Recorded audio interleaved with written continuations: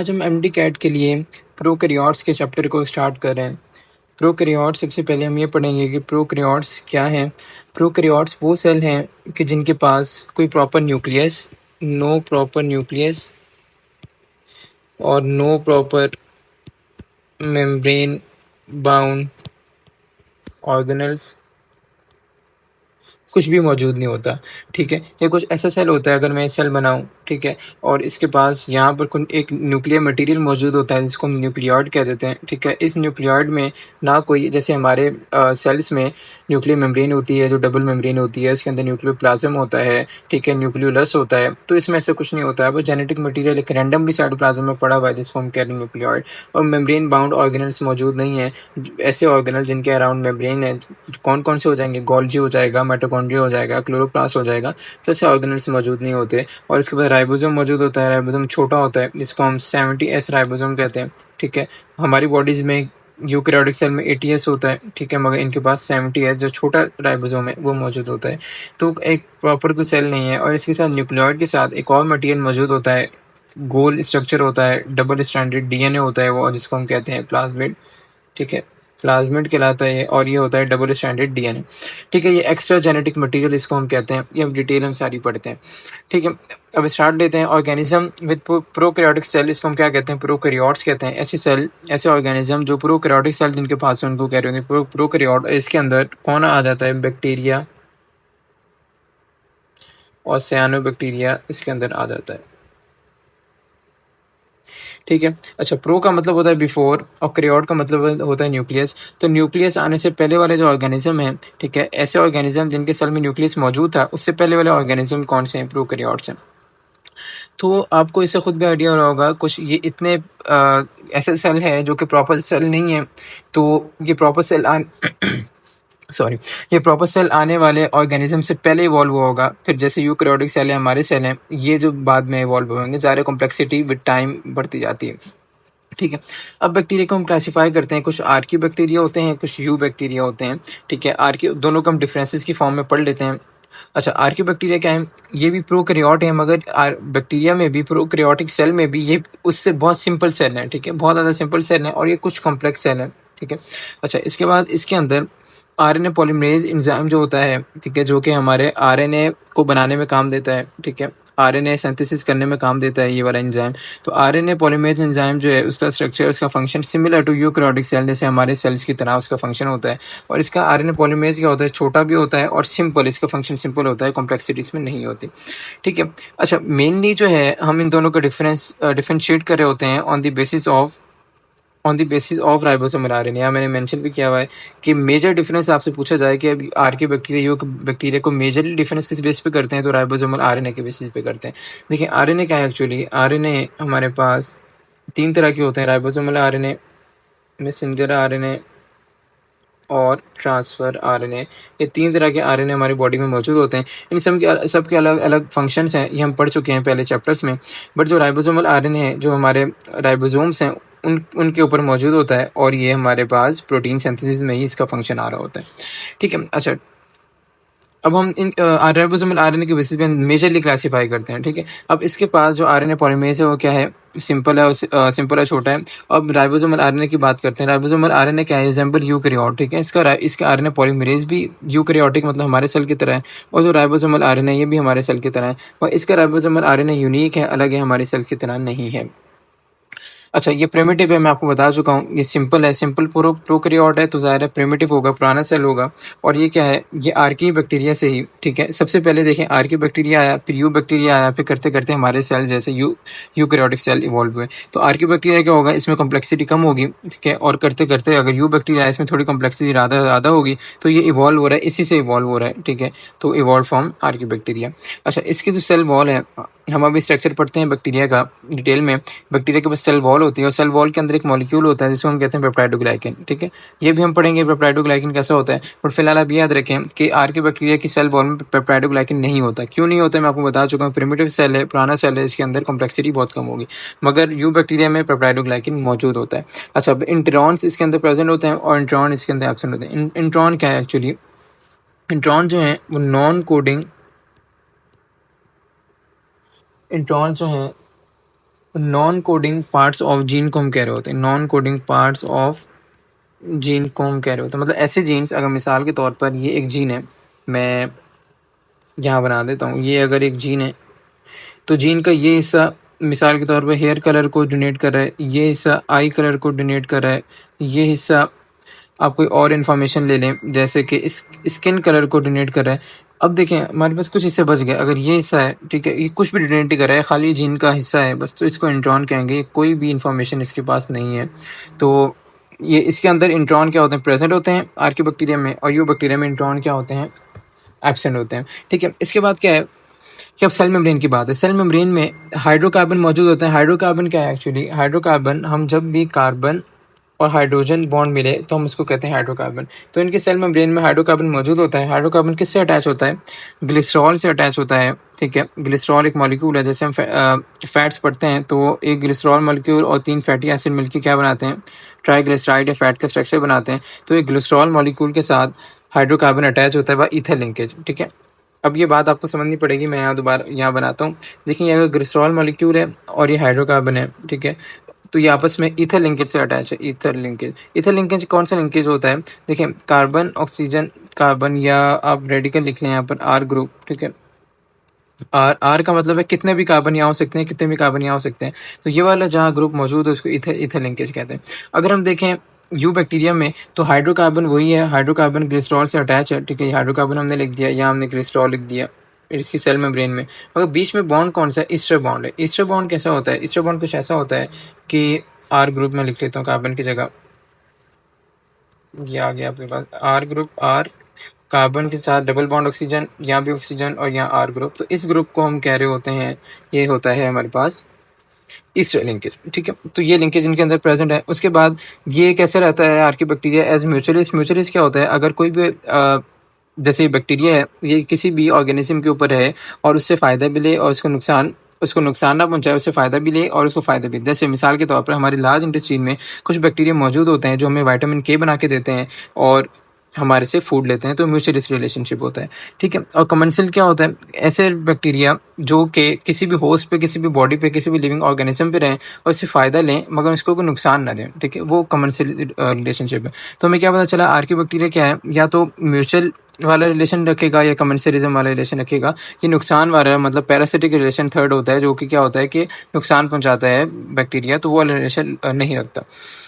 ठीक है, इसके बाद अगला पॉइंट है प्लाज्मा मेम्ब्रेन है यूनिक लिपिड्स। ठीक है, इसके बाद लिपिड होते हैं ऐसे यूनिक लिपिड होते हैं जो कि इसको फंक्शन करने देते हैं हाई टेम्परेचर में। ठीक है, ऐसे लिपिड मौजूद हैं, मिसाल के तौर पर 100 टेम्परेचर हो गया है, बहुत हाई टेम्परेचर हो गया है, तो इसके प्लाज्मा मेम्ब्रेन में कुछ लिपिड्स हैं, उसकी वजह से ही वो टेम्परेचर सर्वाइव कर लेता है। ठीक है, अच्छा, अब यहाँ पर अगला पॉइंट क्या है कि branching cell chains of filament, किसको हम क्या कहते हैं, एक्टिनोमाइसिट्स। ठीक है, इसकी अगर ब्रांचिंग हो जाए यू बैक्टीरिया की, जैसे ब्रांचिंग जैसे ये अगर यू बैक्टीरिया है और ये ब्रांच हो गया, ठीक है, और चेन की फॉर्म में है, ठीक है, ब्रांचिंग आ रही है बहुत ज़्यादा, तो ये स्ट्रक्चर को हम कह रहे होते हैं एक्टिनोमाइसिट। ठीक है, आपके एमसीक्यू के लिए इंपॉर्टेंट चीज़ है।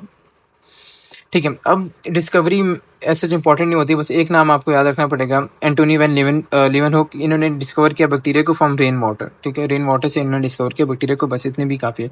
अब हमने 2 थ्योरी पढ़नी है, जर्म थ्योरी ऑफ डिजीज़ पढ़नी है सबसे पहले।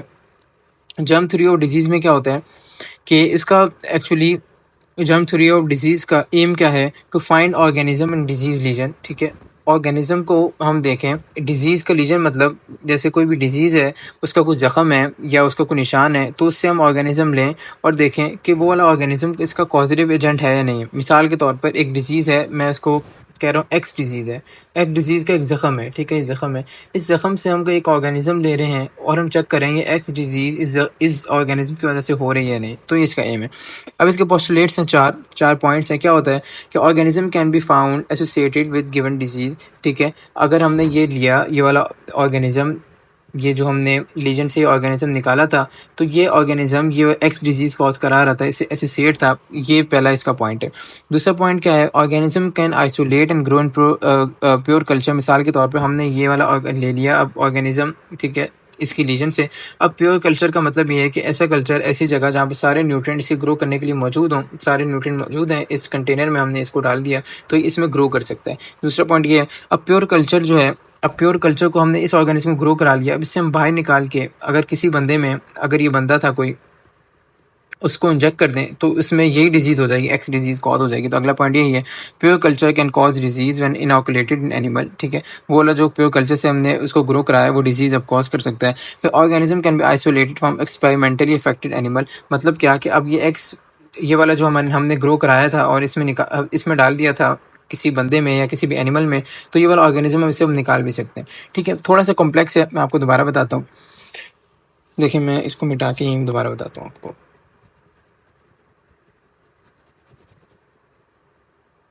अच्छा, इसमें ये कहना चाह रहे हैं कि मिसाल के तौर पर एक डिजीज़ है एक्स, ठीक है, और एक्स डिजीज़ ने एक ज़ख्म कॉज किया, एक लीजन कॉज किया, ठीक है। अगर हम इस लीजन से ऑर्गेनिज्म निकाल लें, एक ऑर्गेनिज्म निकालें, तो उस ऑर्गेनिज्म को जब हम स्टडी करें तो ऑर्गेनिज्म ही एक्स डिजीज़ कॉज करेगा, पहली चीज़ ये। दूसरी चीज़ ये, इसको हम अगर प्योर कल्चर में ग्रो कराएं तो ये ग्रो हो जाएगा। दूसरी चीज़ ये पहली चीज़ होगी, तो ग्रो हो जाएगा। अब प्योर कल्चर से ग्रो कराने के बाद हम निकाल के किसी हमने एनिमल में इसको इंजेक्ट कर दिया तो वहाँ भी डिजीज़ कॉज कराएगा, थर्ड पॉइंट। अब इस एनिमल से भी अब हम निकाल लें, ठीक है, एनिमल से भी हम निकाल लें, हम इसको आइसोलेट कर सकते हैं उस एनिमल से, तो ये क्या है, चौथा पॉइंट है। तो ये जर्म थ्योरी ऑफ डिजीज़ है। आपसे इसका ऐसे क्वेश्चन आ सकता है कि आपको 3 पॉइंट दे दें और चौथा पॉइंट ना दें, या आपसे पूछें कि एक्सेप्ट ऐसा कौन सा पॉइंट नहीं है, तो आपको आइडेंटिफाई करना होगा।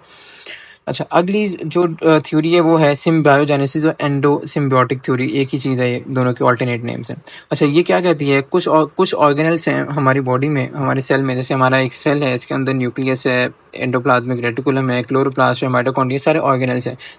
ये कहती है कुछ ऑर्गेनल्स यूकैरियोटिक सेल में हैं, जैसे हमारे सेल में हैं, जो कि क्या एक टाइम पे प्रोकैरियोट्स होते थे, प्रोकैरियोट माइक्रोब्स होते थे, जैसे बैक्टीरिया वगैरह वो होते थे, और अब वो क्या हैं, अब वो ऑर्गेनल्स बन चुके हैं विद टाइम। अच्छा, वो कौन से ऑर्गेनल है, दो ऑर्गेनल है, क्लोरोप्लास्ट और माइटोकॉन्ड्रिया। अब क्यों कहते हैं ये इसलिए कहते हैं क्योंकि इनके अंदर सिमिलैरिटीज हैं इन दोनों ऑर्गेनल्स के अंदर विद बैक्टीरियल सेल। इन ऑर्गेनल्स के अंदर सिमिलैरिटी है बैक्टीरियल सेल की, जैसे कि इनका अपना डीएनए है इन दोनों ऑर्गेनल्स का, और ये क्या करते हैं, दोनों रिप्रोड्यूस भी बैक्टीरिया की तरह ही करते हैं। इससे बहुत सारे क्वेश्चन बन सकते हैं। पहला क्वेश्चन ये बन सकता है, जो कि बहुत कॉमन है, कि कौन से ऑर्गेनल है जिनके पास अपना डीएनए होता है, तो वो होगा क्लोरोप्लास्ट और माइटोकॉन्ड्रिया। उसके बाद थ्योरी ऑफ सिम्बायोजेनेसिस के बारे में पूछा जा सकता है कि कौन से ऐसे ऑर्गेनल हैं जिनको हम प्रोकैरियोटिक माइक्रोब कहते हैं, पहले हुआ करते थे, तो वो क्लोरोप्लास्ट और माइटोकॉन्ड्रिया। तो बहुत सारे क्वेश्चन डिफरेंट एंगल से बन सकते हैं। तो इन शॉर्ट ये थ्योरी क्या कहती है कि क्लोरोप्लास्ट और माइटोकॉन्ड्रिया क्या थे, एक टाइम पे प्रोकैरियोटिक माइक्रोब्स थे, और विद टाइम क्या हुआ कि ये ऑर्गेनल्स बन गए। और इसका रीज़न क्या है कि इसके अंदर सिमिलैरिटीज़ हैं, जैसे बैक्टीरिया सेल की के साथ कुछ सिमिलैरिटीज़ रखता है। और कौन सी सिमिलैरिटीज़ हैं, इसके पास अपना डीएनए है और ये रिप्रोड्यूस करता है, डिवाइड करता है, जैसे बैक्टीरिया डिवाइड करता है। अब एक चीज़ ये जो कि एमसीक्यू के लिए इंपॉर्टेंट बात है कि माइटोकॉन्ड्रियल डीएनए, देखिए माइटोकॉन्ड्रिया क्लोरोप्लास्ट के पास अपना डीएनए मौजूद है, मैं आपको बता चुका हूँ, अभी हमने देखा। तो माइटोकॉन्ड्रियल डीएनए जो है वो मदर से बच्चों में आता है, फादर से नहीं आता। ये भी इंपॉर्टेंट एमसीक्यू है। अब अक्रेंस ऑफ बैक्टीरिया जो है वो हर जगह एनवायरनमेंट में हर जगह मौजूद होते हैं। बस इतनी सी बात आप जहन में रखें। थोड़ा सा कॉन्सेप्चुअल चीज़ है, ऐसे शायद इससे एमसीक्यू ना बने, बट आप जहन में होना चाहिए कि हर जगह, चाहे कोई भी जगह, वहाँ बैक्टीरिया मौजूद होते हैं। अच्छा, अब कुछ ग्रुप्स ऑफ बैक्टीरिया हैं जो कि आपके ये फेडरल बुक से ये चार्ट है, कुछ ग्रुप्स हैं, उनको हम देख लेते हैं। अच्छा, सबसे पहले ग्रुप है एक्विफिकेल, सबसे पहला ग्रुप है। ये क्या होता है, ये थर्मोफिलिक बैक्टीरिया, मतलब हाई टेम्परेचर को सर्वाइव कर सकते हैं, और ओल्डेस्ट ब्रांच है, बहुत पुरानी ब्रांच है बैक्टीरिया को। हमने जब ग्रुप बनाया तो बहुत पुरानी ब्रांच ये वाली ग्रुप में आई थी। और ये इसकी एग्जाम्पल क्या है, एक्यूफेक्स इसकी एग्जाम्पल है। अच्छा, उसके बाद है थर्मोटोगेल्स, अगला ग्रुप है, और ये भी बहुत थर्मोफिलिक, बहुत हाई टेम्परेचर को बर्दाश्त कर सकते हैं, और इसकी एग्जाम्पल भी क्या है, थर्मोटोगोआ, ठीक है। अच्छा, अगला क्या है, ग्रीन नॉन सल्फर बैक्टीरिया, ये नाम है ग्रुप का। और इसमें कौन से बैक्टीरिया आ जाते हैं, जो फोटोसिंथेटिक हों, ठीक है, मतलब अपना फूड खुद बनाते हों, और कुछ थर्मोफिलिक भी हैं, कुछ ऐसे बैक्टीरिया भी मौजूद होते हैं जो कि हाई टेम्परेचर को बर्दाश्त कर सकते हैं। और कैरोफ्लेक्सस और थर्मोमाइक्रोबियम इसकी एग्जाम्पल है। अच्छा, अगला क्या है, डायनोकोकाई, अगला ग्रुप है। और डायनोकोकाई क्या है, ये सब ग्रुप है ग्राम पॉजिटिव बैक्टीरिया का। ग्राम पॉजिटिव बैक्टीरिया को हम डिस्कस करते हैं कुछ टाइम में। आप बस ध्यान में रखें कि बैक्टीरिया की दो क्लासेस होती हैं, ग्राम पॉजिटिव, ग्राम नेगेटिव। इसमें कुछ डिफरेंसेस होते हैं, हम पढ़ लेते हैं। ग्राम पॉजिटिव ग्रुप के में ये होता है। अच्छा, और ये क्या है, रेजिस्टेंट टू रेडिएशन, मतलब रेडिएशन इस पे कोई असर नहीं कर सकती। और ये जो the Thermus subgroup are gram negative thermophilic bacteria, ठीक है। इसके अंदर एक सब ग्रुप होता है जिसको हम कहते हैं थर्मस सब ग्रुप। वो क्या है, वो ग्राम नेगेटिव होता है, ठीक है। मैंने बताया ये सारे क्या है, ग्राम पॉजिटिव, मगर एक ग्रुप ऐसा होगा इसका नाम है थर्मस, वो होगा ग्राम नेगेटिव और वो थर्मोफिलिक होगा, मतलब हाई टेम्परेचर को बर्दाश्त कर सकता है। डायनोकोकस और थर्मस इसकी एग्जाम्पल है। उसके बाद प्रोटियोबैक्टीरिया, इसको पर्पल पर्पल बैक्टीरिया भी कहते हैं।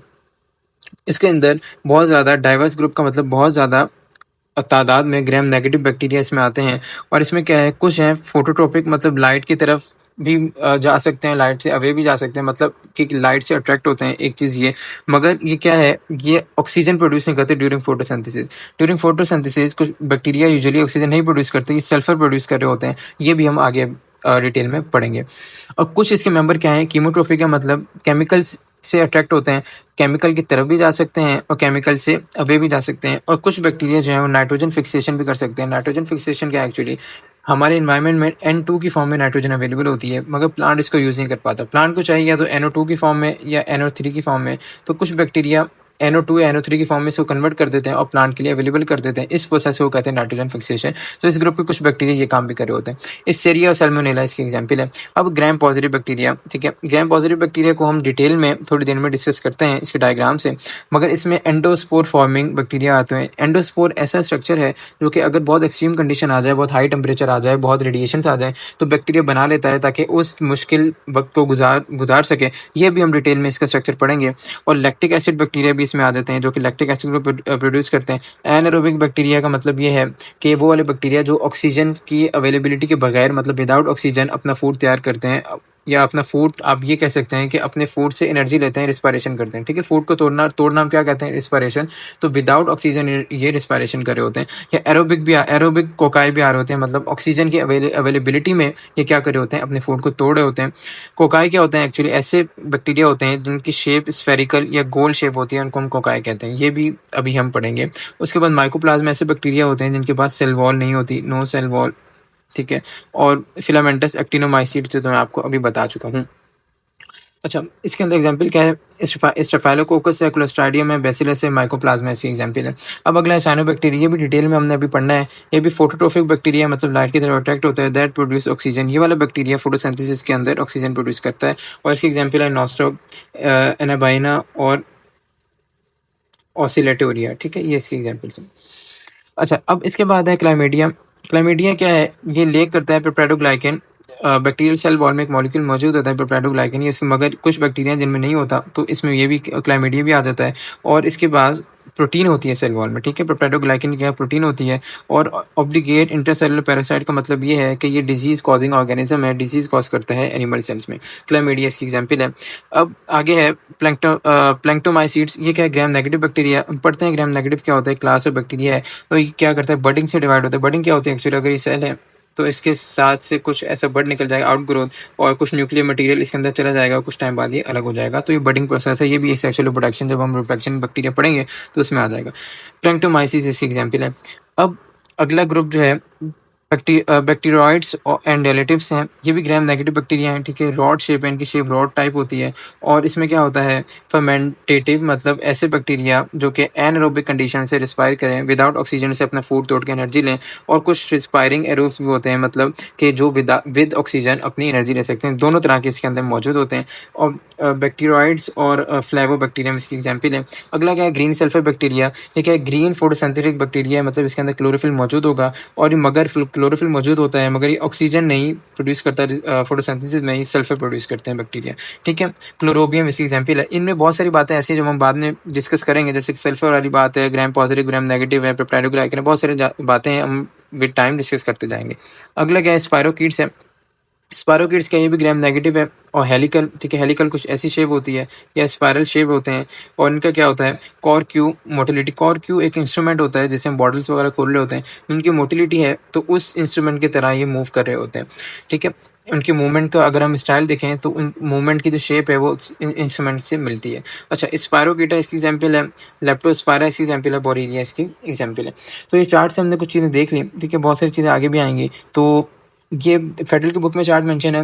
तो फेडरल वाले तो ज़ाहिर है इसको करेंगे, बट अगर आपकी बुक में इतनी डिटेल सारी डिजीज़ की सारी क्लासेस की मौजूद नहीं है, तो जिन क्लासेस की मौजूद है तो आप इनमें से वो कर सकते हैं। अच्छा, अब कुछ बैक्टीरिया जो हैं, ये सिंध की बुक में ये वाली बात मेंशन है कि कर्ड मतलब जो दूध फट जाता है, उसमें कुछ बैक्टीरिया मौजूद होते हैं। कौन से? लैक्टोबैसिलस, एसिडोफिलस और लैक्टोकोकस लैक्टिस। ठीक है, अब इसमें कुछ समझाने वाली बात नहीं, याद करने पड़ेगा। योगर्ट, दही में कुछ बैक्टीरिया हैं, स्ट्रेप्टोकोकस है, थर्मोफिलस है, लैक्टोबैसिलस बल्जेरियस, ये कुछ बैक्टीरिया दही में। और anaerobic bacteria oral cavity. Anaerobic मतलब वो बैक्टीरिया जो कि विदाउट ऑक्सीजन अपनी रिस्पायरेशन करते हैं, अपने फूड को तोड़ के खाना लेते हैं। और मुंह में ऐसे बैक्टीरिया जो हैं वो कौन से हैं? यू बैक्टीरिया में लैक्टोबैसिलस है, उसके बाद सेलोमोनास ट्रेपनोमा है। ठीक है, ये कुछ बैक्टीरिया, ये सिंध की बुक में मेंशन है। ठीक है, अच्छा, इसके बाद अब size of bacteria. Size of bacteria although इतना इंपॉर्टेंट नहीं है, बट थोड़ी सी बात इस पर करनी पड़ेगी। 0.1 to 600 माइक्रोमीटर, इस रेंज में इसका साइज होता है। स्मॉलेस्ट जो है वो माइकोप्लाज्मा है। माइकोप्लाज्मा ऐसे बैक्टीरिया होते हैं इनके पास सेल वॉल नहीं होती। ठीक है, स्मॉलेस्ट वो होते हैं। और इनका साइज किससे मेंशन बिलोंग करता है, किससे रिलेट करता है? इनका साइज, ये स्मॉलेस्ट बैक्टीरिया है, मगर इनका साइज लार्जेस्ट वायरस जितना होता है। ठीक है, और लार्जेस्ट वायरस कौन सा है? तो पॉक्स वायरस। 3-4 बातें हैं ये आपके जहन में होने चाहिए। स्मॉलेस्ट बैक्टीरिया क्या है? माइकोप्लाज्मा। और इसका साइज लार्जेस्ट वायरस जितना होता है, जो कि पॉक्स वायरस है। अब शेप्स ऑफ बैक्टीरिया देखिए, कोकाई, 3-4 शेप्स हैं इसकी। ठीक है, कोकाई बैक्टीरिया है वो कैसा होता है? स्फेरिकल या ओवल, मतलब गोल शेप होती है इसकी। अब कोकाई अगर दो के फॉर्म में हो, इन पेयर हो, ठीक है, मिसाल के तौर पे कोकाई दो, तो इसको कहते हैं डिप्लोकोकस। अगर लॉन्ग चेन बनाई हो, एक ही लाइन में लॉन्ग चेन बनाई हो इन्होंने, तो ये क्या कहेंगे? स्ट्रेप्टोकोकस। और उसके बाद टेट्राड होते हैं, स्क्वायर ऑफ 4, मतलब ऐसे टेट्राड होते हैं 4 के फॉर्म में। सार्सिना 8 होता है, क्यूब बनाया होता है, 8 बैक्टीरिया ने क्यूब बनाया होता है, उसको हम कहते हैं सार्सिना। स्टेफाइलोकोकस क्या होता है? क्लस्टर बनाया होता है, गुच्छा बनाया होता है, ऐसे गुच्छा बनाया होगा बैक्टीरिया ने, जैसे अंगूर का गुच्छा होता है, तो वैसे गुच्छा बनाया होता है। तो ये वाली टाइम्स आपसे एमसीक्यू में पूछ ली जाती हैं काफ़ी। अब इनकी कोकाई की एग्जांपल क्या है? डिप्लोकोकस नमूनिया एग्जांपल है, स्टेफाइलोकोकस ऑरियस इसकी एग्जांपल है। तो अलग अलग बुक्स में अलग अलग एग्जांपल मेंशन है। तो आप अगर इसकी एग्जैक्ट हर ग्रुप के अलग अलग एग्जांपल याद करना चाह रहे हैं, तो ऑल तो इतना बहुत ज़्यादा नहीं पूछा जाता, बट अगर करना चाह रहे हैं तो आप अपने बुक से वो एग्जांपल देख सकते हैं, क्योंकि हर बुक में अलग अलग एग्जांपल मेंशन है, तो इतनी यहाँ पर मेंशन करना मुश्किल हो जाएगा। अच्छा, कुछ शेप कोकाई में आ जाती हैं पहली सेट, जैसे स्टैक ऑफ कॉइन की तरह कुछ शेप होती हैं बैक्टीरिया की, उसको पहली सेट कह रहे होते हैं। अगली शेप पे हम क्लासीफाई करते हैं बेसिला। बेसिला होते हैं रॉड शेप। ठीक है, रॉड कुछ ऐसी होती है, तो रॉड शेप बैक्टीरिया होते हैं। डिप्लोबैसिलस वही है इन पेयर, मतलब दो की फॉर्म में होंगे तो डिप्लोबैसिलस। ठीक है, रॉड है तो ऐसे होंगे। और स्ट्रेप्टोबैसिलस है इन चेन में अगर लगे होंगे तो स्ट्रेप्टोबैसिलस कहेंगे। अब बेसिला की एग्जांपल क्या है? ई कोलाई, स्यूडोमोनास है, बैसिलस सबटिलिस है। ठीक है, ये इसकी एग्जांपल है। अब स्पाइरल शेप बैक्टीरिया में 3 आ जाते हैं। विब्रियो, विब्रियो वो बैक्टीरिया सी कॉमा, जैसे हम कॉमा लगाते हैं, कॉमा लगाया मैंने, ऐसी शेप होती है। स्पाइरल हम थिक और रिजिड होता है, मतलब कि ऐसा होगा, दो इसने अपनी लेयर बनाई होंगी, और थिक होगा, रिजिड होता है। और स्पायरोकेट का थिन और फ्लेक्सिबल, मतलब ये एक ही सिंगल ही होगा और थिन है और फ्लेक्सिबल होता है ये। और इसके बाद एग्जांपल क्या है इसकी? स्पायरल शेप की विब्रिया या हाइफो माइक्रोगेम्स की एग्जांपल है। अब प्लीमॉर्फिक बैक्टीरिया वो होते हैं जो कि अपनी शेप को चेंज कर सकते हैं। Exist in variety of shapes. ठीक है, शेप को चेंज करते रहते हैं। जैसे एंथोबैक्टीरिया एक बैक्टीरिया है, ये अपनी शेप को चेंज करता रहता है, जैसे कल्चर की एज बढ़ती रहती है। कल्चर वो है, जैसे अगर ये कल्चर है, इसके अंदर बैक्टीरिया ग्रो कर रहा है। ठीक है, जैसे कल्चर की एज बढ़ती रहेगी, टाइम बढ़ते रहेगा, तो बैक्टीरिया अपनी, ये वाला आर्थोबैक्टीरिया अपनी शेप भी चेंज करता रहेगा। अब स्ट्रक्चर ऑफ बैक्टीरिया, मैं आपको पहले ये स्ट्रक्चर डायग्राम से भी दिखा देता हूँ, फिर हम बुक में देख लेंगे। देखिए, बैक्टीरिया कुछ ऐसा स्ट्रक्चर होता है। सबसे पहले अंदर ये साइटोप्लाज्म वाला रीजन है। ठीक है, यहाँ पर न्यूक्लियोइड मौजूद होता है, जैसे मैं रफ से डायग्राम बना के आपको दिखाया था, ये न्यूक्लियोइड है। और न्यूक्लियोइड जो है वो हमारे पास, अच्छा, ये न्यूक्लियोइड है, जेनेटिक मटीरियल। यहाँ पर एक सेकंड में मार्कर सही कर लूँ। अच्छा, न्यूक्लियोइड ये वाला हमारे पास जेनेटिक मटेरियल है, ये सारा। ठीक है, और यहाँ पर एक प्लाज्मिड भी मौजूद है, ये देखें, ये प्लाज्मिड है, जो कि क्या है? एक्स्ट्रा डीएनए है, और डबल स्टैंडर्ड ये भी डीएनए है। और इसका फंक्शन हम सबके फंक्शन पढ़ेंगे, बट अभी आप स्ट्रक्चर ध्यान में रखें। अच्छा, ये हो गया साइटोप्लाज्म। उसके अंदर ये कुछ ग्रेन्यूल्स मौजूद हैं। साइटोप्लाज्म में कुछ ग्रेन्यूल्स भी होते हैं, और ये राइबोसोम्स भी मौजूद हैं साइटोप्लाज्म के अंदर ही। ये हो गया साइटोप्लाज्म के अंदर वाला स्ट्रक्चर। उसके बाद सेल मेम्ब्रेन है, ये देखें, प्लाज्मा मेम्ब्रेन आ गई, उसके बाहर सेल वॉल आ गई, और ये कैप्सूल है। कैप्सूल भी क्या होता है मैं आपको बताता हूँ, हम देखते हैं अभी। कैप्सूल भी सेल वॉल के बाहर मौजूद होता है, और कुछ बैक्टीरिया में होता है, कुछ में नहीं। फिलहाल ये ध्यान में रखें। उसके बाद अपेंडेजेस, मतलब जो बैक्टीरिया से बाहर स्ट्रक्चर निकलते हैं, वो फ्लैजिलम है, ये बैक्टीरिया को मूव कराता है। और पिलाया है, ये बैक्टीरिया को कॉन्जुगेशन करने में मदद करता है। क्या होती है कॉन्जुगेशन, ये अब हम देख लेते हैं। तो ये एक बेसिक सा स्ट्रक्चर है बैक्टीरिया का। अब हम स्टार्ट करते हैं यहाँ पर स्ट्रक्चर को पढ़ना। अच्छा, अब कुछ जो सारे बैक्टीरिया के पास चीज़ें होती हैं, वो होती हैं सेल मेम्ब्रेन भी होगा, राइबोसोम, क्रोमैटिन बॉडी, साइटोप्लाज्म, ठीक है? ये सब बैक्टीरिया के पास ये 4 चीज़ें होती हैं और मेजॉरिटी के पास सेल वॉल होती है। किसके पास नहीं होती? माइकोप्लाज्मा जो बैक्टीरिया है, ये आपसे एमसीक्यू पूछा जाता है, माइकोप्लाज्मा के पास सेल वॉल नहीं होती। अब कौन से स्ट्रक्चर है सबके पास नहीं होंगे? वो होगा कैप्सूल, स्लाइम कैप्सूल, पिलाए, फ्लैजिला और ग्रैन्यूल्स, ठीक है? वन बाय वन आप सबको डिस्कस करते हैं। स्टार्ट करेंगे फ्लैजिला से। वो ये स्ट्रक्चर है जो कि सबके पास नहीं होता, किसी के पास होगा, किसी के पास नहीं। किससे बना हुआ है? फ्लैजिलिन प्रोटीन से बना हुआ है, ठीक है? थिन है बहुत, ठीक है? पतला होता है बहुत ज़्यादा और हेयर लाइक थिन है, ज़्यादा हेयर पतले होते हैं। वैसे ही आउटसाइड मेन बॉडी, जैसे हम डायग्राम में देखा, मेन बॉडी से बाहर था। ऐसा होता है, अगर ये मेन बॉडी है तो यहाँ से बाहर होगा और एक साइटोप्लाज्म में एक बॉडी होती है, इसको हम कहते हैं बेसल बॉडी, ठीक है? साइटोप्लाज्म के अंदर होती है, वहाँ बेसल बॉडी से ओरिजिनेट होता है, आउटसाइड बॉडी चला जाता है। तो ये मेंशन है ओरिजिनेट कहाँ से हो रहा है? बेसल बॉडी से। अब इसकी क्लासिफिकेशन है कि ऐसे बैक्टीरिया जिनके पास नहीं है फ्लैजिला, उसको हम कहेंगे ए ट्राइकस, ठीक है? ट्राइकस का वर्ड आप समझे, हम फ्लैजिला के लिए यूज़ कर रहे हैं, तो ए का मतलब नो, तो नो फ्लैजिला। ये बैक्टीरिया कुछ ऐसा होगा, कोई फ्लैजिला मौजूद नहीं है। इसके बाद मोनोट्राइकस, मोनो का मतलब वन, तो एक पोल पे, एक एंड पे एक फ्लैजिला मौजूद होगा। जैसे अगर बैक्टीरिया है तो ये एक फ्लैजिला आ गया, ठीक है? लोफोट्राइकस, टफ फ्लैजिला, मतलब गुच्छा है फ्लैजिला का एक एंड पे। जैसे ये बैक्टीरिया आगा तो ये गुच्छा निकलेगा पूरा फ्लैजिला का एक एंड पे, ठीक है? गुच्छा निकलेगा। एम्फीट्राइगस है, दोनों एंड पे गुच्छा निकल रहा है, तो ये अगर बैक्टीरिया है तो ये एक गुच्छा में यहाँ निकाल दिया, एक गुच्छा में नहीं यहाँ निकाल दिया, तो ये कुछ ऐसा होता है। अब पेरिट्राइगस है, फ्लैजिला ने पूरे बैक्टीरिया को सराउंड किया हुआ है, तो ये अगर फ्लैजिला है, बैक्टीरिया है, तो पूरे बैक्टीरिया के अराउंड क्या होगा? फ्लैजिला मौजूद होगा। तो ये ऐसी क्लासिफिकेशन है, एमसीक्यू में काफ़ी पूछी जाती है। अच्छा, अब क्या बात है कि बेसिलाए जो हमने ऊपर पढ़ा, बेसिला क्या थे? जो रॉड शेप थे और स्पाइरल शेप बैक्टीरिया, जो कि 3 जिसके अंदर आ रहे थे, विब्रियो, स्पाइरलम और स्पाइरोकीट, ये इनके पास तो फ्लैजिला मौजूद होता है। मैं कोकाई जो कि हमारे पास गोल थे, स्फेरिकल थे, उनके पास कभी-कभी होता है, बहुत कम होता है। और फंक्शन क्या है? मोटिलिटी, बैक्टीरिया को एक जगह से दूसरी जगह मूव कराना, इसका फंक्शन है। अच्छा, अब हम फ्लैजिला का मैं आपको स्ट्रक्चर बताता हूँ, डायग्राम से पहले बताता हूँ। देखें, इस डायग्राम में सारी चीज़ें नहीं करनी, ठीक है? सबसे पहले याद रखें, सबसे ऊपर क्या होता है हमारे पास? फिलामेंट, ये हम पढ़े फ्लैजिला का स्ट्रक्चर। उसके बाद होता है हुक। हुक का क्या फंक्शन है देखें, और एक सेकंड में आपको और बताता हूँ। देखें, ये हुक है और ये क्या है हमारे पास नीचे? ये बेसल बॉडी है, ठीक है? तो अब ये देखें, हुक का क्या फंक्शन आ रहा है? बेसल बॉडी को कनेक्ट करा रहा है फिलामेंट के साथ, हुक, ठीक है? हुक का ये फंक्शन हो गया। फिलामेंट क्या है? सबसे ऊपर वाला स्ट्रक्चर है, बस इतनी सी बात। बेसल बॉडी के बारे में हमने याद क्या रखना है, ये आप छोड़ दें, जो चीज़ें मेंशन है नहीं करनी हमने। बेसल बॉडी के बारे में हमने याद रखना है कि बेसल बॉडी के पास मोटर होती है जो इसको मूव कराती है, ठीक है? और सी प्रोटीन्स भी इसके पास होती हैं, सी प्रोटीन, और एटीपी से ही मूव करता है। एटीपी और सी प्रोटीन इस मोटर को एक्टिवेट करने में हेल्प करती है और ये मूव करता है फ्लैजिला। तो ये इसका स्ट्रक्चर है, जो कि थोड़ी सी बातें आपको बतानी चाहिए। अब हम देख लेते हैं आपके बुक्स में क्या मेंशन है। देखिए, फ्लैजिला की 3 पार्ट है, बेसल बॉडी, हुक और फिलामेंट। फिलामेंट सबसे टॉप पे था, हुक बेसल बॉडी को फिलामेंट से कनेक्ट करा था, और बेसल बॉडी में क्या है? रोटेटिंग मोटर है, ठीक है? जैसे मैंने बताया, एक मोटर है। अब मोटर के अंदर क्या है? एटीपी की मदद से मोटर मूव करती है, और सी रिंग, एटीपी और सी रिंग की मदद से मूव करती है। और सी रिंग क्या करता है? एक्चुअली सी रिंग क्या है कि मूव करा रहा है मोटर को, एटीपी क्या कर रहा है? मूव करने के लिए एनर्जी दे रहा है। तो ये कुछ बेसिक सा स्ट्रक्चर है फ्लैजिला का। अच्छा, अगला स्ट्रक्चर है पिलाए। ये भी कुछ बैक्टीरिया में है, कुछ में नहीं, ठीक है? पिलाए हम देखते हैं, हमने डायग्राम में भी देखा, दोबारा दिखा देता हूँ। चलिए, ये था हमारे पास पीलस, ठीक है? ये पिलाए जो बाहर निकल रहा है। अच्छा, अब पिलाए क्या है? हॉलो है, मतलब खाली होता है अंदर से, ऐसा होगा, अंदर से खाली है। और ये क्या है? Smaller than flagella. फ्लैजिला से छोटा होता है शायद में, ये हम डायग्राम में भी देख चुके हैं। मूवमेंट में कोई रोल नहीं है, ये जहन में आपको होना चाहिए कि मूवमेंट में कोई रोल नहीं है। क्या रोल है हम देख लेते हैं। ग्राम नेगेटिव बैक्टीरिया में होता है सिर्फ, ग्राम पॉजिटिव, ग्राम नेगेटिव हम पढ़ लेते हैं अभी थोड़ा आगे जाके। इसका प्रोसेस है, कैसे क्लासीफाई करते हैं, थोड़ा सा लंबा टॉपिक है, बट फिलहाल ये जहन में रखें, बैक्टीरिया को हम 2 तरह क्लासीफाई करें, ग्राम पॉजिटिव, ग्राम नेगेटिव, और ग्राम नेगेटिव में मौजूद है। पिलिन प्रोटीन से बना है, ठीक है? एमसीक्यू में आता है ये। उसके बाद अब फंक्शन क्या है? देखिए, फंक्शन है कॉन्जुगेशन। कॉन्जुगेशन एक्चुअली क्या होता है? अगर ये एक बैक्टीरिया है, दूसरा बैक्टीरिया है, अब इस बैक्टीरिया के पास प्लाज्मिड मौजूद है, इसके पास नहीं है, ठीक है? प्लाज्मिड भी ऐसा स्ट्रक्चर है, किसी के पास होता है, किसी के पास नहीं। हमने अभी डायग्राम में भी आपको दिखा चुका हूँ, जो एक्स्ट्रा डीएनए था वो किसी के पास होता है, किसी के पास नहीं। अब ये बैक्टीरिया चाह रहा है मुझे प्लाज्मिड मिल जाए, तो ये पिलाए की मदद से ये प्लाज्मिड यहाँ से यहाँ चला जाएगा। ठीक है, तो पिलाई का ये फंक्शन है, इस प्रोसेस को हम कहते हैं कॉन्जुगेशन। और फ्लोटिंग में बैक्टीरिया को फ्लोट करने में, तैरने में मदद करता है, और सरफेस से अटैच करने में। अगर ये कोई सरफेस है, बैक्टीरिया ने इससे अटैच होना है तो पिलाई की मदद से अटैच होगा। बट मेन फंक्शन ये दोनों क्या है, सेकेंडरी फंक्शन है। मेन फंक्शन कॉन्जुगेशन है, जो कि क्या है, प्लाज्मिड का ट्रांसफर है।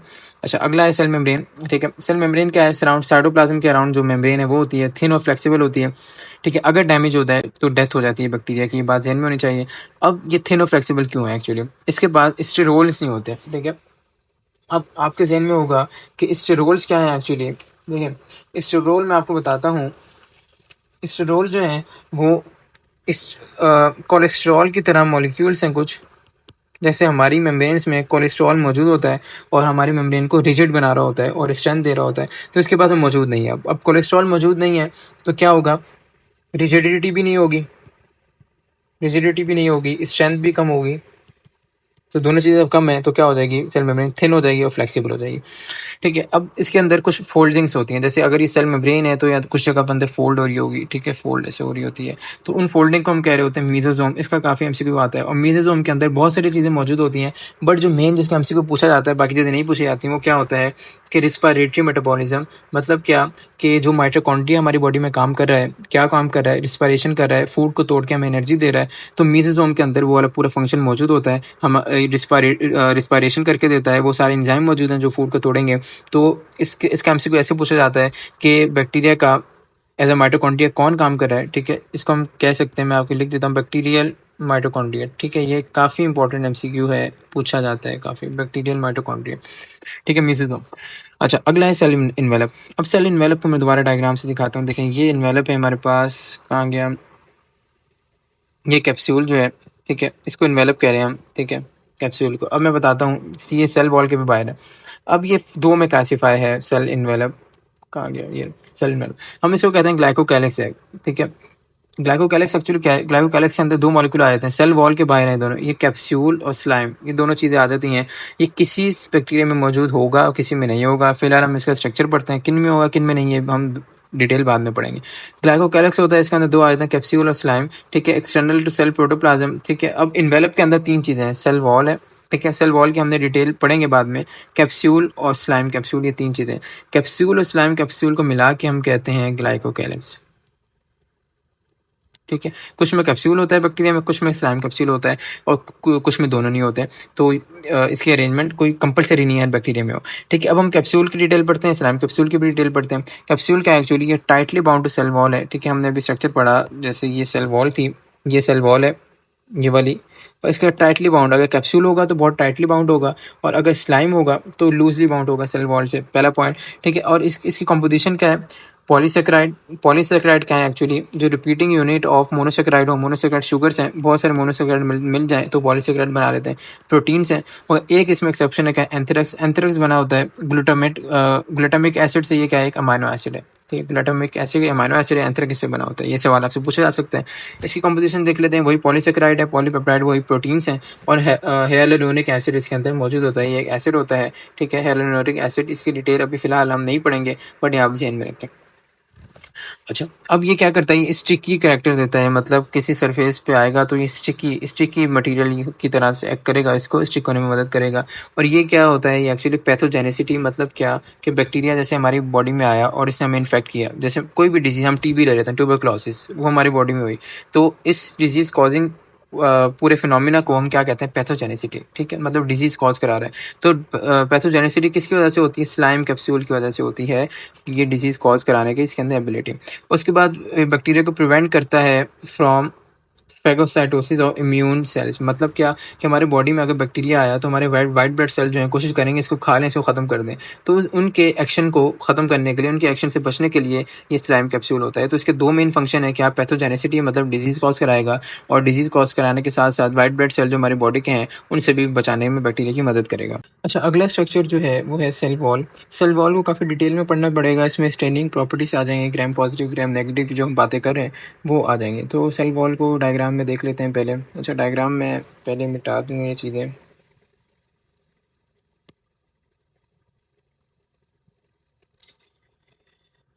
एक सेकेंड, ठीक है। अच्छा, ठीक है, सेल वॉल है हमारे पास, ये वाला स्ट्रक्चर, ये ये सेल वॉल है। बाहर क्या आ गया, बाहर capsule on the cell membrane, और इसके बाहर क्या है, सेल वॉल मतलब कैप्सूल और सेल मेम्ब्रेन के बीच में हमारे पास सेल वॉल मौजूद है। अच्छा, सेल वॉल क्या, एक्सटर्नल टू सेल मेम्ब्रेन, ठीक है। उसके बाद ये एक मॉलिक्यूल से बनी होती है, इसको कहते हैं पेप्टाइडोग्लाइकन। पेप्टाइडोग्लाइकन एक्चुअली कुछ ऐसा मॉलिक्यूल होता है जहाँ भी वर्ड ग्लाइकन आए वहाँ मतलब होता है कार्बोहाइड्रेट। तो दो चेन से कार्बोहाइड्रेट के मौजूद हैं, और पेप्टाइड का मतलब अमाइनो एसिड्स। तो ये दो चेन कार्बोहाइड्रेट की आपस में अमाइनो एसिड से जुड़ी होंगी, तो ये एक ऐसा स्ट्रक्चर कहलाता है पेप्टाइडोग्लाइकन। उसके बाद ये क्या होता है, सेल वॉल रिजिड होती है बहुत, ठीक है। इसी वजह से, इस रिजिड होने की वजह से सेल को एक प्रॉपर शेप दे रही होती है। कोई भी चीज़ रिजिड हो तो वो एक मतलब हिलती नहीं है, बिल्कुल भी मूव नहीं करती, तो वो शेप दे रही होती है किसी भी चीज़ को। तो बिल्कुल ऐसे ही मूव नहीं करेगी, रिजिड होगी, शेप दे रही होगी। और ये प्रोटेक्ट करती है सेल को from osmotic lysis. Osmotic lysis क्या एक्चुअली, अगर ये सेल है, ठीक है, और ये सेल मेम्ब्रेन है, इसके अंदर ये बाहर सेल वॉल है, तो बहुत ज़्यादा पानी आ गया सेल के अंदर, ठीक है। तो ये सेल क्या करेगा, सेल साइज में बड़ा होता रहेगा, ठीक है। बड़ा होता होता ये फटेगा नहीं कभी, ठीक है। ऑस्मोटिक लाइसिस, लाइसिस का मतलब फटना, टूटना, जो फटेगा नहीं पानी की वजह से। क्यों? क्योंकि ये सेल वॉल है, इसकी रिजिड है, इसको बचा के रख रही है। अगर सेल वॉल नहीं होती, जैसे हमारा सेल है, हमारा सेल है, इसके अंदर सेल वॉल नहीं है, तो अगर इसके अंदर पानी आए कुछ टाइम तक, तो ये साइज में बड़ा होगा, उसके बाद फट जाएगा, इसकी ऑस्मोटिक लाइसिस हो जाएगी। तो प्लांट सेल हो, क्योंकि उसके अंदर भी सेल वॉल होती है, बैक्टीरियल सेल हो, उसके अंदर भी सेल वॉल है, इसके अंदर ऑस्मोटिक लाइसिस नहीं होती, वो सेल वॉल की वजह से नहीं होती, ठीक है। उसके बाद ये थोड़ा इंपॉर्टेंट चीज़ है कि इसके अंदर अटैचमेंट पॉइंट्स होते हैं फॉर एंटीबायोटिक्स और वायरसेस। मतलब क्या, क्या जैसे हम अगर एंटीबायोटिक खाते हैं तो वो कहाँ जाके एक्ट करती है, हमें बैक्टीरियल इन्फेक्शन हो गया मिसाल के तौर पर, हम एंटीबायोटिक खा रहे हैं, तो वो एंटीबायोटिक जाके बैक्टीरिया की सेल वॉल पे जाके एक्ट करेगी, सेल वॉल पे जाके उसके एक्शन पॉइंट होगा। ऐसे ही वायरसेस जब आते हैं, वो जैसे कोई भी वायरस है, मिसाल के तौर पर बैक्टीरियोफेज हमने पढ़ा वायरस के चैप्टर में, वो भी जाके बैक्टीरियल सेल वॉल पे जाके पहले अटैच हो रहा था और अपना मटीरियल पे अंदर छोड़ रहा था। तो इसके पास बैक्टीरियल सेल वॉल के पास एंटीबायोटिक के अटैचमेंट के पॉइंट्स और वायरसेस के अटैचमेंट के पॉइंट्स भी मौजूद होते हैं।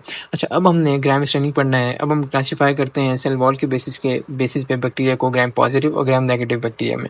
एक प्रोसेस होता है, ठीक है, 4 स्टेप का। इसमें क्या होता है, सबसे पहले हमने बैक्टीरिया ले लिया मिसाल के तौर पर, ठीक है, बैक्टीरिया ले लिया, इसको हम डालेंगे। एक डाई होता है, इसको कहते हैं क्रिस्टल वॉलेट डाई, इसका कलर होता है पर्पल। इस डाई को प्राइमरी डाई भी कह रहे हैं, ठीक है, क्योंकि इस प्रोसेस में पहले यूज हो रहा है। इसका पर्पल कलर है, ठीक है। जब हमने ये इसमें डाल दिया, तो जो भी बैक्टीरिया आएगा वो पर्पल कलर ले लेगा, ठीक है। उसके बाद आयोडीन सॉल्यूशन में डालते हैं। क्यों डालते हैं? ताकि अगर पर्पल कलर ले लिया इसने, पर्पल कलर को फुली बाउंड करा दें हम, ठीक है। ये हो गया। उसके बाद क्या है, हम डी कलराइजर डालते हैं थर्ड स्टेप में। उस बैक्टीरिया को डी कलराइजर में डाल देंगे, और डी कलराइजर यूजुअली अल्कोहल यूज़ कर रहे होते हैं, ताकि अगर इसकी बाइंडिंग अच्छी स्ट्रांग नहीं हुई, तो स्ट्रांग नहीं हो पाई, तो वो कलर हट जाए, ठीक है, पर्पल कलर जो लेते हैं वो हट जाए। और चौथा स्टेप है, हम सेफेनिन डाई डालते हैं। इसको सेकेंडरी डाई भी कह रहे हैं, क्यों? क्योंकि ये प्राइमरी डाई के बाद यूज़ हो रहा है और इसका कलर पिंक है, ठीक है। अब हम इसमें क्लासीफाई कैसे कर रहे होते हैं, देखिए, जो हमारे पास ग्राम पॉजिटिव बैक्टीरिया हैं, उनके पास सेल वॉल में एक मॉलिक्यूल जो हमने ऊपर पढ़ा, पेप्टाइडोग्लाइकेन, बहुत ज़्यादा मौजूद होता है। और पेप्टाइडोग्लाइकिन की प्रॉपर्टी है, क्रिस्टल वॉलेट डाई को टाइटली अटैच करा लेता है, ठीक है।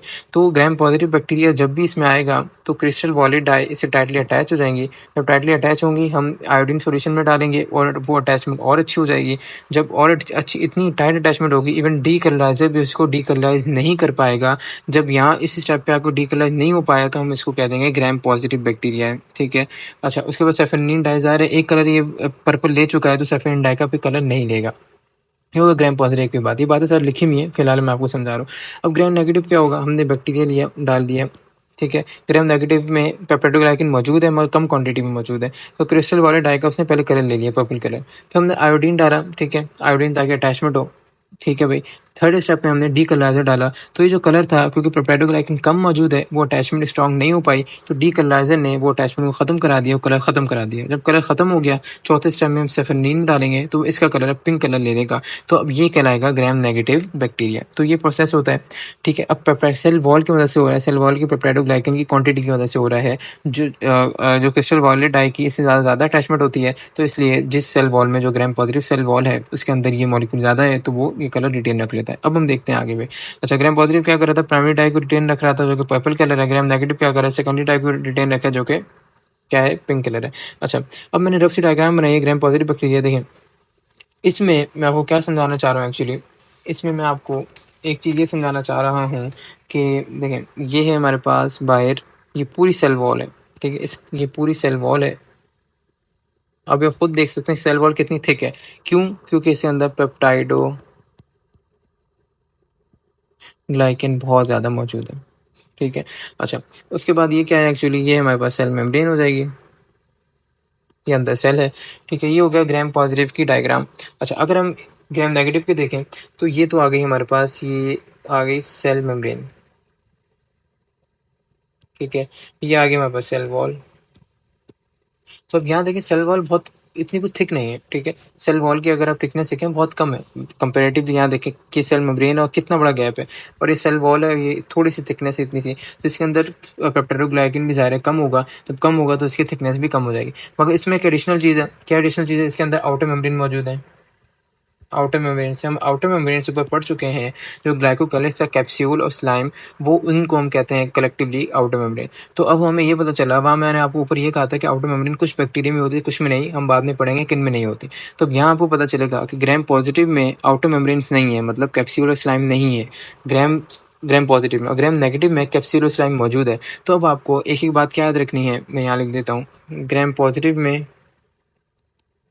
पेप्टाइडोग्लाइकिन ज़्यादा है, और ग्राम नेगेटिव में आउटर मेम्ब्रेन्स मौजूद है। तो ये आपको बातें याद रखनी पड़ेंगी, काफ़ी पूछी भी जाती है। अच्छा, अब हम पढ़ते हैं भाई, ग्राम पॉजिटिव है, ग्राम नेगेटिव है। अच्छा, इसमें एक चीज़ और मैं बता दूं कि सेल मेम्ब्रेन और सेल वॉल के बीच के स्पेस को हम कहते हैं पेरीप्लाज्मिक स्पेस। इसके अंदर बहुत सारे केमिकल्स वगैरह मौजूद होते हैं, बट फिलहाल ये ध्यान रखें कि इन दोनों के स्पेस को क्या कहते हैं, periplasmic space. Periplasmic space gram negative में हमेशा मौजूद होगा, ये आप देख सकते हैं, मगर ग्राम पॉजिटिव में कभी मौजूद होता है कभी नहीं, पर ग्राम नेगेटिव में हमेशा मौजूद होगा। अब स्टार्ट करते हैं भाई, ये क्या है, इसकी सेल वॉल थिक है, देख चुके हैं भाई कितनी थिक सेल वॉल है। और क्या है, आउटर मेम्ब्रेन, ये नो लिखा हुआ है, आउटर मेम्ब्रेन मौजूद नहीं है, मतलब क्या, ग्लाइकोकैलिक्स मौजूद नहीं है। पेरीप्लाज्मिक स्पेस किसी में होता है किसी में नहीं, क्या है ये actually, space between cell membrane plus wall, cell membrane और सेल वॉल के बीच का स्पेस। उसके बाद ये याद रखना है कि ये ज़्यादा परमेबल है, ठीक है, और इसमें पेप्टाइडोग्लाइकन भी क्या है, ज़्यादा है। अच्छा भाई, ये वाले पॉइंट, यही कंपैरिजन में यहाँ पढ़ लेते हैं। क्या है, सेल वॉल क्या है, इसकी थिन है, देख लिया भाई, बहुत कम इसकी थिकनेस है। उसके बाद क्या है, इसमें आउटर मेम्ब्रेन्स मौजूद हैं, जो क्या है, ग्लाइकोकैलिक्स, और ग्लाइकोकैलिक्स क्या है, स्लाइम और कैप्सूल, देख चुके हैं हम। उसके बाद पेरीप्लाज्मिक स्पेस में मौजूद होगा ही होगा, ये क्या है, यही वाला पेरीप्लाज्मिक स्पेस है, इसकी परमेबिलिटी कम है, ये बात आपको याद रखनी पड़ेगी, और पेप्टाइडोग्लाइकन इसमें कम है, इसीलिए ये क्या है, थिन है। अच्छा भाई, यहाँ तक बातें हो गई क्लियर। अच्छा, उसके बाद यहाँ पर सेल वॉल में एक मॉलिक्यूल ऐसा मौजूद होता है जिसको कह रहे होते हैं हम टिकोइक एसिड, ठीक है, टिकोइक एसिड। तो इसके अंदर टिकोइक एसिड मौजूद होगा और लिपोटिकोइक एसिड भी मौजूद होगा। ये सेल वॉल के अंदर कुछ एडिशनल मॉलिक्यूल हैं पेप्टाइडोग्लाइकन के अलावा, जो कम क्वांटिटी में मौजूद होते हैं। और इसमें क्या है भाई, इसमें लिपोपॉलीसेकेराइड और लिपोप्रोटीन मौजूद है। क्यों? क्योंकि ये आउटर मेम्ब्रेन जो ग्लाइकोकैलिक्स है, वो लिपोपॉलीसेकेराइड और लिपोप्रोटीन से बना हुआ है, तो इसकी वजह से इसके अंदर लिपोपॉलीसेकेराइड और लिपोप्रोटीन मौजूद है। अब लिपोपॉलीसेकेराइड क्या है एक्चुअली, लिपो का मतलब लिपिड, पॉलीसेकेराइड का मतलब कार्बोहाइड्रेट। लिपिड और कार्बोहाइड्रेट जब मिलेंगे तो लिपोपॉलीसेकेराइड बन जाएगा, ये कॉन्जुगेट मॉलिक्यूल होगा। ऐसे ही लिपो का मतलब लिपिड, और प्रोटीन का तो प्रोटीन ही है, लिपिड और प्रोटीन मिलेंगे तो कॉन्जुगेट मॉलिक्यूल बन जाएगा, तो इसका मतलब ये है। अच्छा, इसके बाद वही बातें जो मैं आपको बता चुका हूँ, क्रिस्टल वॉलेट डाई की इसके साथ अटैचमेंट ज़्यादा है, जिसकी वजह से पेप्टाइडोग्लाइकेन क्या होगा, डीकलराइज नहीं हो पाएगा, क्रिस्टल वॉलेट टाइटली अटैच हो जाएगा। यहाँ पर क्या है, crystal violet dye can not cross outer layer. इसमें क्या मसला है, देखें आउटर लेयर मौजूद है, ठीक है। आउटर लेयर क्या है एक्चुअली, ग्लाइकोकैलिक्स। तो ग्लाइकोकैलिक्स यहाँ मौजूद नहीं थी ग्राम पॉजिटिव में, और ग्राम नेगेटिव में ग्लाइकोकैलिक्स मौजूद है। तो जो हमने क्रिस्टल वॉलेट डाई इसमें डाला था, वो आउटर मेम्ब्रेन को ही क्रॉसिंग कर पा रहा, और पेप्टाइडोग्लाइकन तक कहाँ ही पहुँचेगा, और पेप्टाइडोग्लाइकन अगर पहुँच भी जाए तो पेप्टाइडोग्लाइकन क्या है, बहुत कम है, तो इसलिए इसकी बाइंडिंग हो नहीं पा रही, जिसकी वजह से क्या हो रहा है, डीकलराइज हो रहा है। एक्चुअली क्रिस्टल वॉलेट डाई बाहर ही रह रहा है, अंदर बहुत कम आ पा रहा है, और जाहिर है अंदर आए भी तो बहुत कम हमारे पेप्टाइडोग्लाइकन है, तो इसलिए फॉरन वॉश आउट हो रहा है डीकलराइजर से, ठीक है। उसके बाद अब एग्जाम्पल है, स्टेफाइलोकोकस है, स्ट्रेप्टोकोकस है, बेसिलस है, क्लोस्ट्राइडियम है, एंटेरोकोकस, ये आपको याद ही करनी पड़ेंगी। और हिस्टेरिया है, सल्मोनेला है, क्लेप्सिला है, उसके बाद प्रोटियस है, हेलिकोबैक्टर, सूडोमोनास, ये ग्राम नेगेटिव की एग्जाम्पल्स हैं, ये आपको याद करनी पड़ेंगी। अच्छा भाई, मैं एक बार आपको दोबारा ग्राम पॉजिटिव ग्राम नेगेटिव समझा देता हूँ, थोड़ा सा समझना मुश्किल होता है। ठीक है, कॉन्सेप्चुअल है। हम 4 स्टेप में ये परफ़ॉर्म कर रहे होते हैं। पहला क्रिस्टल वॉलेट डाई डालते हैं, दूसरा आयोडीन डालते हैं, तीसरा डीक्लोराइड जो कि अल्कोहल है और चौथा सेफेनिन। क्रिस्टल वॉलेट डाई का कलर है पर्पल, तो हम ग्राम पॉज़िटिव बैक्टीरिया जब डालेंगे उसके अंदर पेप्टाइडोग्लाइकिन सेल वॉल में बहुत ज़्यादा मौजूद है और पेप्टाइडोग्लाइकिन की क्रिस्टल वॉलेट के साथ बहुत बनती है, अटैचमेंट हो जाएगी और इस इवन डीकलराइज़र भी इसको डीकलराइज़ नहीं कर पाएगा। ठीक है, ये बात हो गई। अब इस पे हम क्लासिफ़ाई कर लेंगे, अगर इसने पर्पल कलर रख लिया और डीकलराइज़ नहीं हुआ तो ग्राम पॉज़िटिव हो गया। अब ग्राम नेगेटिव का क्या है, इसके अंदर एक तो आउटर मेम्ब्रेन मौजूद है, तो क्रिस्टल वॉलेट या तो आउटर मेम्ब्रेन ही क्रॉस नहीं कर पाएगा, क्रॉस कर भी ली तो पेप्टाइडोग्लाइकिन बहुत कम है, तो ज़ाहिर है अटैचमेंट प्रॉपर हो नहीं पाएगी, तो डीकलराइज़ इसको डीकलराइज़ कर देगा। जब ये डीकलराइज़ हो जाएगा तो हम कहते हैं ग्राम नेगेटिव है। इस बेसिस पे इसको हम क्लासिफाई करे होते हैं। अब पेप्टाइडोग्लाइकिन क्या है, मोस्ट सेल वॉल में मौजूद होता है। ये क्या है एक्चुअली, वो जैसे मैं आपको बताया लॉन्ग चेन ऑफ कार्बोहाइड्रेट है, इसके अंदर क्रॉस लिंक अमीनो एसिड मौजूद है। ठीक है, पेप्टाइड का मतलब वही है। अच्छा, उसके बाद माइकोप्लाज्मा बैक्टीरिया, इसके अंदर सेल वॉल नहीं होती। ये आपका एमसीक्यू के लिए बहुत इंपॉर्टेंट चीज़ है। दूसरी इंपॉर्टेंट चीज़ क्या है, आर्की बैक्टीरिया है, इसके अंदर इसके सेल वॉल के अंदर पेप्टाइडोग्लाइकिन नहीं होता। 2 चीज़ें हैं, माइकोप्लाज्मा में सेल वॉल ही नहीं है, आर्कियोबैक्टीरियम में सेल वॉल तो है मगर पेप्टाइडोग्लाइकिन नहीं है। और इसकी सेल वॉल अब किससे बनी होगी, प्रोटीन, ग्लाइकोप्रोटीन और पॉलीसैकेराइड से इसकी सेल वॉल बनी होगी। अच्छा, मोटिलिटी इन बैक्टीरिया, बैक्टीरिया मूव कैसे करता है? देखें, बैक्टीरिया ऐसे मूव करता है, एक तो मैग्नेटोटैक्टिक मूवमेंट होगी, मतलब क्या कि अगर कोई मैग्नेटिक फील्ड है, ठीक है, स्टिमुलस है, हम इसको स्टिमुलस कहते हैं। स्टिमुलस होता है चेंज इन एनवायरनमेंट, एनवायरनमेंट में कोई स्टिमुलस है, क्या है, मैग्नेटिक फील्ड, मैग्नेटिक फील्ड। तो ये मैग्नेटिक फील्ड की तरफ जो बैक्टीरिया मूव करेंगे उनको मैग्नेटोटैक्टिक बैक्टीरिया कहेंगे। अगर कोई केमिकल है एनवायरनमेंट में और कोई बैक्टीरिया केमिकल की टुवर्ड्स या अवे, मतलब केमिकल की वजह से मूव कर रहा है, तो उसकी मूवमेंट को हम कहेंगे केमिकोटैक्टिक मूवमेंट हो रही है। अगर कोई लाइट मौजूद है एनवायरनमेंट में और बैक्टीरिया टुवर्ड्स लाइट या अवे फ्रॉम लाइट मूव कर रहा है, तो हम कहेंगे फोटोटैक्टिक मूवमेंट हो रही है। और इन सब को हम क्या कहते हैं, स्टिमुलस कहते हैं, मतलब चेंज इन एनवायरनमेंट। अच्छा, ये तो हो गई एक तरह की मूवमेंट। अब 3 तरह की मूवमेंट और होती है। कैसे? पहली होगी फ्लैजेलर मूवमेंट, फिर स्पाइरोकाइटल मूवमेंट और ग्लाइडिंग मूवमेंट। ठीक है, अलग-अलग बैक्टीरिया ये मूवमेंट शो कर रहे होंगे। फ्लैजेलर मूवमेंट तो वर्ड ही बता रहा है, फ्लैजेला की मदद से होगी। वो बैक्टीरिया जिनके पास फ्लैजेला मौजूद है तो ये मूवमेंट कर रहे होंगे। ये क्या होता है एक्चुअली, देखें, ये हमारा बैक्टीरिया का सेल है और इसकी बेसल बॉडी से फ्लैजेला निकल रहे हैं। तो मूवमेंट यहाँ से ऐसे होती है, ठीक है? फ्रॉम बेसल बॉडी वाली साइड से ऊपर की तरफ, ठीक है? तो यही मेंशन है, हेलिकल वेव्स होती हैं। हेलिकल का मतलब ऐसी waves from base of flagellum, मतलब वो वाला पार्ट जहाँ बेसल बॉडी है, that pushes and propel bacteria, base से ऊपर की तरफ जाएगी, इसको ऐसे बैक्टीरिया पुश होगा, आगे बढ़ेगा। दूसरी मूवमेंट स्पाइरोकाइटल, स्पाइरोकाइट बैक्टीरिया करते हैं। बैक्टीरिया की क्लासिफिकेशन में हम पढ़ चुके हैं अभी ऊपर वीडियो में कि स्पाइरोकाइट जो बैक्टीरिया हैं उनकी क्लासिफिकेशन पढ़ ली है, तो वो वाले बैक्टीरिया ये वाले मूवमेंट शो कर रहे होते हैं। अब एक ऐसी मूवमेंट होती है, ये होती है फ्लेक्सिंग। फ्लेक्सिंग का मतलब है बेंड होना, बेंड। स्पिनिंग मतलब रोटेट करना। स्विमिंग का तो आपको पता ही है। क्रीपिंग का मतलब घसीटना। तो बैक्टीरिया इस तरह से बेंड होके, रोटेट होके, फ्री मूवमेंट, फ्री स्विमिंग या घसीट के मूवमेंट कर रहे होते हैं। क्यों? क्योंकि ज़ाहिर है ऐसी मूवमेंट क्यों होगी, क्योंकि बहुत फ्लेक्सिबल बैक्टीरिया होंगे। ये इस वजह से हो रही है, इनके पास फ्लैजिला नहीं है। अब फ्लैजिला नहीं है तो कुछ ना कुछ करके मूव तो करना ही है इनको, तो ये ऐसे मूवमेंट कर रहे हैं। अच्छा, अब आगे क्या मेंशन है, सेल वॉल के अंदर एक और स्ट्रक्चर मौजूद होता है, ठीक है, उसको हम कहते हैं पेरिप्लाज्मिक फ्लैजिला। ठीक है, फ्लैजिला तो मौजूद नहीं है मगर फ्लैजिला लाइक स्ट्रक्चर है ये, फ्लैजिला लाइक स्ट्रक्चर। ठीक है, ये कहाँ मौजूद है, विद इन सेल वॉल ये स्ट्रक्चर मौजूद है और इसको पेरिप्लाज्मिक फ्लैजिला कह रहे हैं। अच्छा, अब है ग्लाइडिंग मूवमेंट। ग्लाइडिंग मूवमेंट बहुत सिंपल मूवमेंट है। अच्छा, कौन शो करता है, तो साइनोबैक्टीरिया। इसी वीडियो में आगे पढ़ेंगे ऐसे बैक्टीरिया जो समंदर में एक्वेटिक लाइफ में रहते हैं और फोटोसिंथेसिस कर रहे होते हैं, उनको साइनोबैक्टीरिया कहते हैं। इसकी डिटेल अभी आएगी आगे। और माइकोप्लाज्मा हम पढ़ चुके हैं, वाले बैक्टीरिया इनके पास सेल वॉल नहीं होती। तो ये बैक्टीरिया क्या करते हैं कि सॉलिड सरफेस के साथ, जैसे अगर सॉलिड सरफेस है, बैक्टीरिया आगे अटैच हो जाएगा और रोटेटिंग मूवमेंट करेगा, रोटेट करेगा। तो ये सिंपल मूवमेंट होती है ग्लाइडिंग मूवमेंट।